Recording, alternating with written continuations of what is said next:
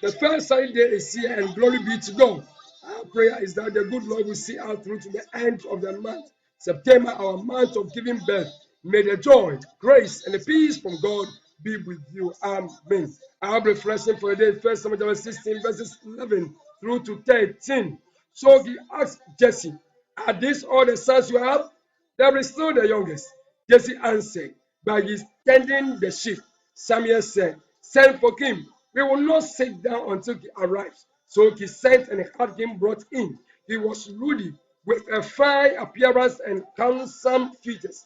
Then the Lord said, "Rise and anoint him. He is the one." So Samuel took the horn of oil and anointed him in the presence of his brothers. And from that day on, the Spirit of the Lord came upon him in power. Samuel then went to Ramah, the word of God. The covenant keeping God series 59. David was anointed king, but it was done in secret. He was not publicly anointed until much later in 2 Samuel 2 verse 4 and 5 verse 3. Saul was still legally the king, but God was preparing David for his future responsibilities. The anointing oil poured over David's head stood for holiness. It was used to set people or objects apart for God's service. Its king and high priest of Israel was anointed with oil. This commissioned him as God's representative to the nation. Although God rejected Saul's kingship by not allowing any of his descendants to sit on Israel's throne, as indicated in the last Tuesday's reflection. Physical rejection was none of his descendants will ever become king over Israel. Saul himself remained in his position until his death. Saul was rejected spiritually, but physically he was not. That is why, even though he was rejected, yet he remained on his position till his death.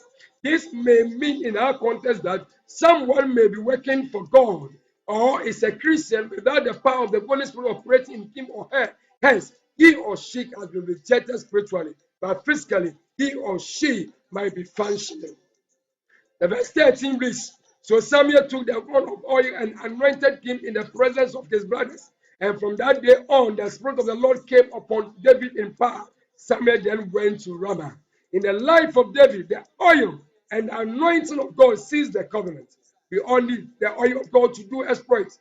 David was anointed in the presence of his elder brothers. I prayed and prophesied that God will anoint you in the presence of your brethren, including your enemies, as David will say in Psalm 23, verse 4 to 6. "Even though I walk through the valley of shadow of death, I will fear no evil, for you are with me. Your rod and your staff, they comfort me. You prepare a table before me in the presence of my enemies. You anoint my head with oil.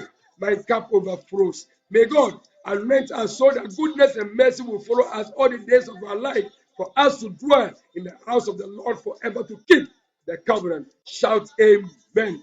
Subscribe to our YouTube channel on Emmanuel Ministry and on Facebook page, Emmanuel Ministry. Share with family and friends. May the covenant keeping God anoint you with his oil. Shalom. Peace.